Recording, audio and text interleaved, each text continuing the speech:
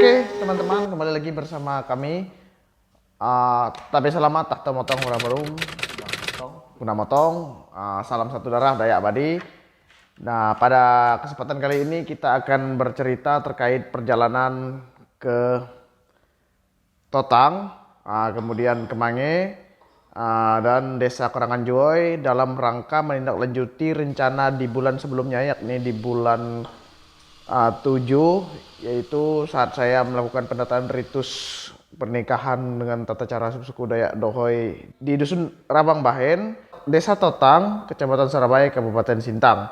Dan di sana saya menemukan adanya maestro dari Kinyah Ud yang kemudian pada bulan ini saya lakukan perekaman. Dan kebetulan Pak Hari Pitra sendiri juga pada bulan Agustus ini agendanya yaitu kembali beragih ya, berdagang, manas sambun dan lain sebagainya, dan kita pun sama-sama ke Desa Totang untuk melakukan perekaman itu, kemudian melanjutkan pengambilan foto di Kemange, lalu diakhiri dengan menuju ke Desa Korangan Juoi sebagai bentuk tindak lanjut dari pertemuan saya pada saat gawai Dayak di Sintang kemarin dengan Mina Surya selaku kepala desa dari Desa Korangan Juoi yang sangat peduli terkait adat istiadat dan budaya, khususnya suku Dayak Dohoi, Rumpun Dayak Ngaju dan Udanum.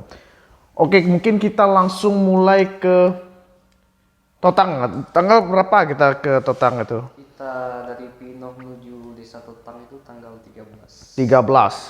Sekitar pukul berapa ya berangkatnya? Udah siang. 12 Udah 12 siang. Dan memang karena asumsinya kalau dari Pinoh siang berarti sampai Totang itu ya sekitar jam 6 sore. Itu karena jalan juga kering, jadi kita agak santai pada waktu itu. Makan dulu guys. Ini dia yang nih. Cahang Bravo. Ada ini kenapa nih? Ucau ya. Ucau. Nyan. Dan langsung melakukan perekaman ya. Pada hari berikutnya. Di sore, dan juga terima kasih kepada Dami Cafe milik Bang Sono yang terletak di Desa Pakot Rebahta, atau lebih tepatnya di pemekarannya di Desa Tanjung Harapan. Mungkin Pak Hari Pitra ada sedikit ya memberikan gambaran untuk teman-teman kita apa itu Kinyah Ud mungkin? Ya, untuk Kinyah Ud ini sendiri yaitu salah satu tarian asli dari suku Dayak Udanum Ngaju. Jadi ada juga seperti sentuhan budaya dari rumpun Dayak Apokayan ya. Dan menurut sejarahnya juga yang membawakan sedikit gerakan dari Kinyah Ud ini yaitu adalah orang Ud itu sendiri, atau bisa dikelompokkan sebagai orang Apokayan itu sendiri, yang mana mereka pada saat itu merantau ke kawasan Udanum. Jadi itulah mungkin sedikit sejarah dari Kinyah Ud tersebut. Mungkin kita sama-sama lihat cuplikannya dulu ya, seperti apa Kinyah Ud itu.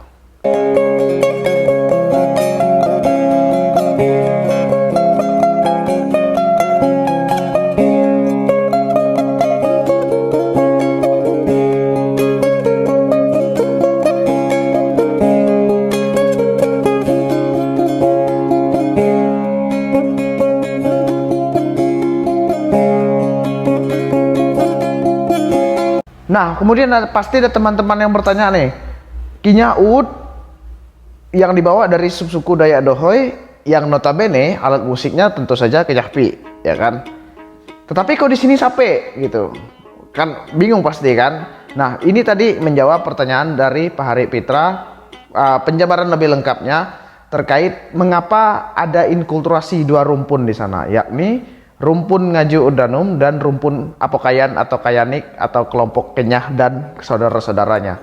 Jadi di sana memang kita sempat wawancara juga dengan Ogo atau kakek Jinan yang melakukan tarian tersebut, dan dia memang menceritakan bahwa gurunya dulu memang orang Bohokam atau dalam bahasa umumnya dikenal dengan sebutan Mahakam. Jadi memang asalnya dari Bohokam atau Mahakam dan mengajarkan tarian Kinyah Ud ini tadi.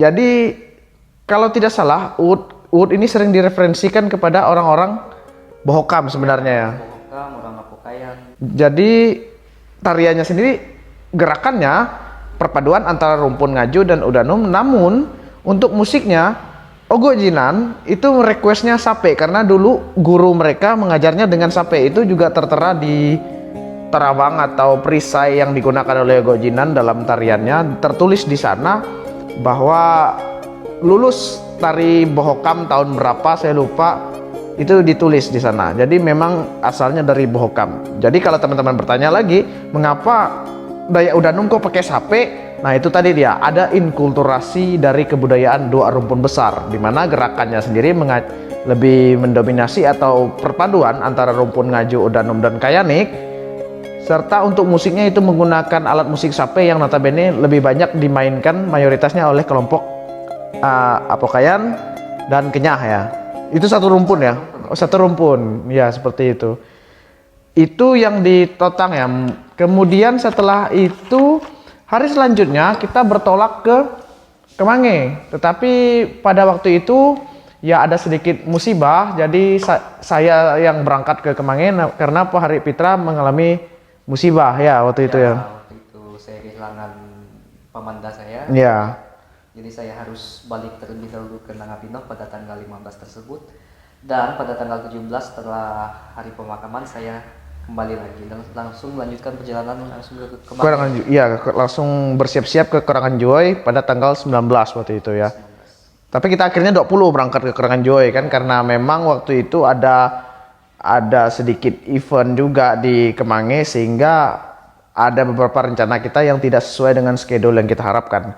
Namun di Kemange saya juga ketika Pak Hari Pitra waktu itu sempat ada musibah, kita sempat melakukan dokumentasi foto-foto dan rencananya sebenarnya perekaman Kinyah Uut juga, tetapi yang ini versi Udanum yang dominannya, dan penggunaan alat musik yang digunakan itu adalah musik Kinyah Pi dengan instrumen yang disebut Tinggang Kuai. Jadi dia secara garis besar itu berbeda dengan yang kita rekam di Totang.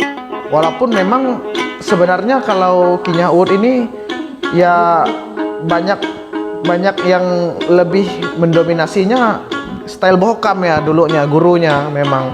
Sehingga jangan heran kalau mungkin kawan-kawan melihat gerakan tarinya, kenapa Udanum, kelompok rumpun Dayak Udanum dan Dayak Ngaju yang ada di Kalimantan Barat sepertinya gerakannya lebih lembut dari teman-teman rumpun Dayak Udanum, subsuku saudaranya seperti kelompok Ut Siang, Kahayan maksudnya kan. Itu lebih mungkin gerakannya kalau di kami itu, kalau dalam bahasa Dahoynya itu lebih dia notongah gitu, cepat, gerakannya cepat dan kasar, lebih kasar. Tetapi yang mendapat pengaruh Bohokam itu lembut ya, dia lembut, jadi dia seperti orang Kenyah memang gerakannya, orang Kenyah, orang Apokayan, orang Bahau dan saudara-saudara di dalam rumpun Kayanik itu sendiri.